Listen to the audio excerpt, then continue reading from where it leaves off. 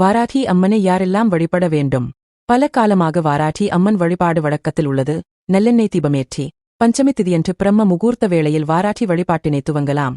தினமும் வாராகியை வழிபட முடியாதவர்கள் செவ்வாய், வெள்ளிக்கிழமைகளிலும் பஞ்சமி திதி நாளிலும் வழிபட்டால் முழு பலனும் கிடைக்கும். சைவம், பிராமணியம், வைணவம், சக்தி வழிபாடு ஆகிய 4 வழிபாட்டு முறைகளை பின்பற்றுபவர்களும் வழிபடும் தெய்வமாக விளங்கக்கூடியவள் வாராகி. வாழ்க்கையில் அனைத்தும் முடிந்துவிட்டது, கடனாக கொடுத்த பணம் இனி திரும்ப வரவே வராது என்ற நிலையில் இருந்தால் கூட வாராகியை வழிபட்டால் அந்த நிலைமை மாறும் என்பது பலரும் சொல்லும் அனுபவ உண்மை.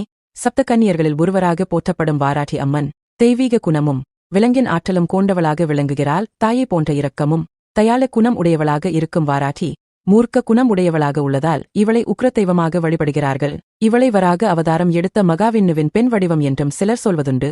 சப்தகன்னியர்களான பிரம்மே, மகேஸ்வரி, வைஷ்ணவி, குலமாரி, வராகே, இந்திரானே, சாமுண்டி ஆகியோரில் பன்றியின் முகமும் பெண்ணின் உடலும் கொண்டவள் வாராகி.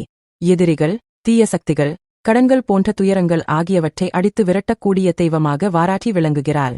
வாராகி வழிபாட்டினை பலரும் மேற்கொண்டாலும் இந்தியாவில் காசி மற்றும் தஞ்சாவூர் பெரிய கோவிலில் மட்டுமே வாராகிக்கு தனி சன்னதி உள்ளது. அன்னை பராசக்தியின் போர் படைத்தளபதியாக வாராகி உள்ளதால் வாராகியை வழிபடுபவர்களுக்கு 3 உலகங்களிலும் எதிரிகளே இருக்க மாட்டார்கள் என்பது ஆன்றோரின் வாக்கு.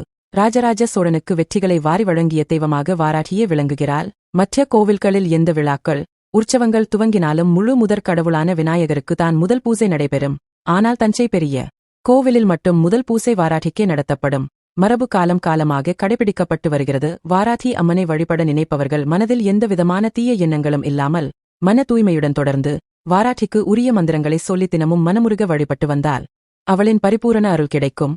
வீட்டில் வாராகியின் படம் அல்லது விக்கிரகம் வைத்து வழிபட நினைப்பவர்கள் வடக்கு நோக்கி வாராகியின் முகம் இருக்கும் படி அமைத்து வழிபட வேண்டும். வாராகிக்கு உரிய திசையாக வட திசை கருதப்படுகிறது. வாராகியை வழிபடுபவர்கள் வீட்டில் தினமும் ஒரு அகல் விளக்கு ஏற்றி வைத்து அந்த விளக்கில் வாராகி அம்மன் இருப்பதாக நினைத்து வழிபட வேண்டும். வழிபாட்டின் போது வாராகிக்கு விருப்பமான நீலம், சிவப்பு, மஞ்சள் நிற உடைகளை உடுத்தி வழிபடுவது மிகவும் சிறப்பான பலனை தரும்.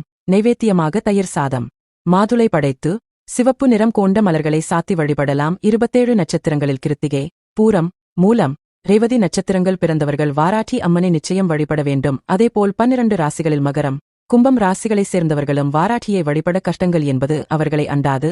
மேலும் சனி ஆதிக்கம் உள்ளவர்கள், சனி திசை நடப்பவர்களும் வாராகியை வழிபட வேண்டும். 7.5 சனி, கண்டச்சனி என சனியின் எந்த திசையால் தொல்லை அனுபவிப்பவர்களாக இருந்தாலும் செவ்வாய், வெள்ளி மற்றும் சனிக்கிழமைகளில் வாராகி அம்மனை வழிபடலாம். இந்த நாட்களில் வாராகிலை தீபமேற்றி வழிபட்டால் வழிபடையற்ற நாளான பஞ்சமி, பிளர்ணமி, அமாவாசை திதிகளிலும் வழிபட சிறப்பான பலன் கிடைக்கும்.